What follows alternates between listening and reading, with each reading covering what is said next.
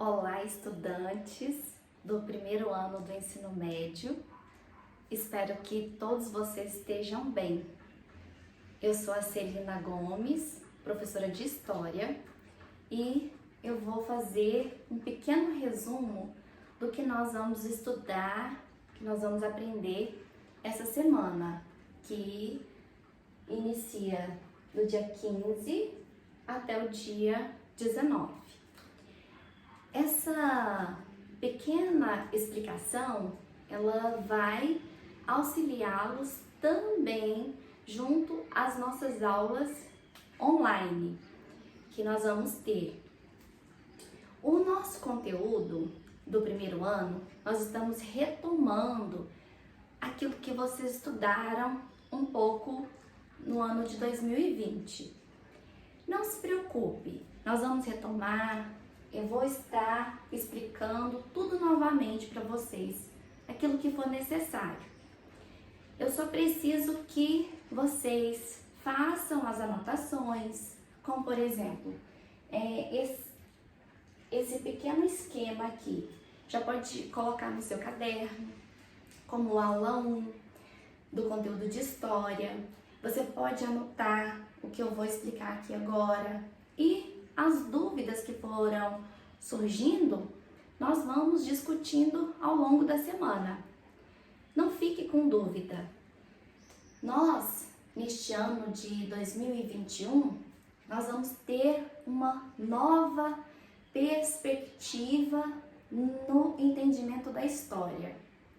Nós vamos aprender várias versões e é importante que ao longo dessas explicações, você, estudante, possa contribuir com sua dúvida, possa estar participando. Então vamos lá. Qual que é o melhor dia? O melhor dia é hoje. No final deste conteúdo, eu quero que vocês aprendam isso aqui. Identificar no nosso conteúdo esses aspectos políticos, econômicos, culturais e sociais. O nosso conteúdo final é a República no Brasil. Mas antes de chegarmos a esta forma de governo, nós vamos ver um pouco da história, uns acontecimentos antes da eclosão da República no Brasil. Então vamos lá. Estudante, você está preparado para mais uma aula de História do Brasil? Então vem comigo. Nós temos aqui esse ano, 1840 a 1889. 1889 é a data da proclamação da República no Brasil. Mas, quais foram os antecedentes a essa data? Eu vou retomar com você a partir de 1840, que é quando nós temos o Brasil Império, que nós chamamos de Segundo Reinado. O Segundo Reinado, ele vai iniciar com o governo de Dom Pedro II. Como que Dom Pedro II vai chegar a esse governo? Nós temos aqui esses fatos importantes, que são da nossa aula dessa semana. Então eu vou falar um pouquinho de cada um deles e vocês irão prestar atenção. Qualquer dúvida, fiquem à vontade para tirá-las. O golpe da maioridade. O golpe da maioridade inicia em 1840. Já sei. Um golpe. Quem fez esse golpe? Qual era o objetivo? Havia no Brasil dois partidos, o Partido dos Liberais e o Partido dos Conservadores. Quem vai apoiar esse golpe da maioridade são os liberais. Eles vão apoiar porque vão aproveitar da inexperiência de Dom Pedro II, que tinha apenas 14 anos de idade, para ter um protagonismo protagonismo na política. Isso, o Partido Liberal. Mas e o Partido Conservador? Ele não se opôs a esse golpe da maioridade. E com isso, então, inicia o longo governo de Dom Pedro II, de 1840 até 1889. E esse período todo de governo, um período bem extenso, né, para uma pessoa estar administrando, eu vou dar uma palavra para esse período, a palavra conturbada.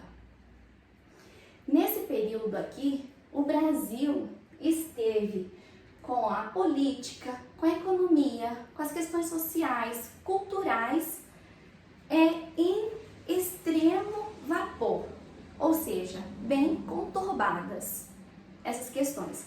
Muitas revoltas, muitos descontentamentos e assim por diante.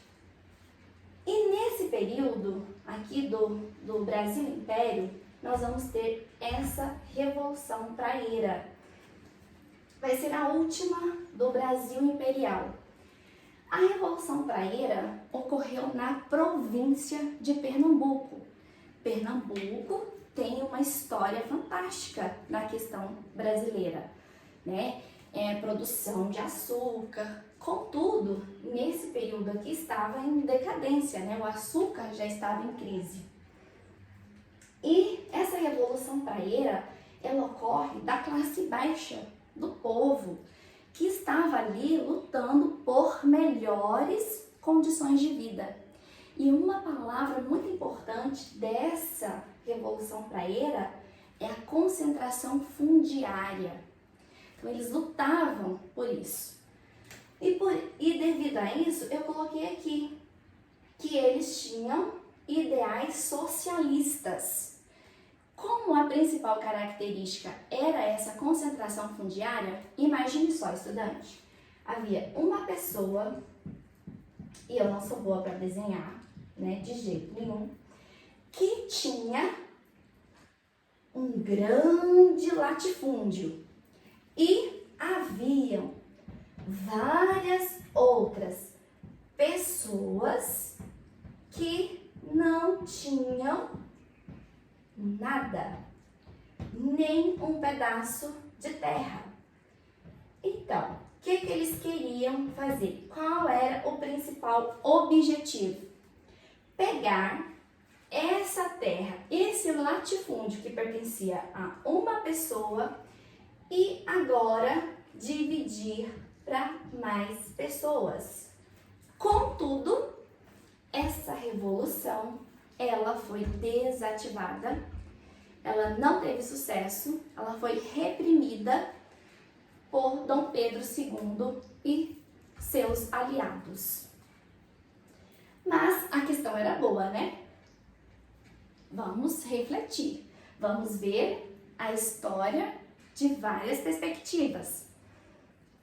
Durante esse período do Segundo Reinado, a principal atividade econômica era a produção de café.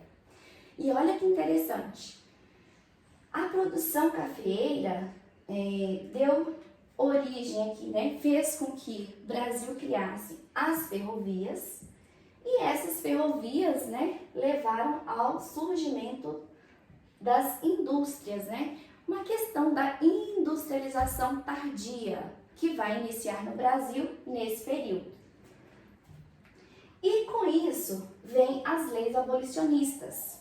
As leis abolicionistas, nós temos que dar uma atenção aqui a esse país europeu, a Inglaterra.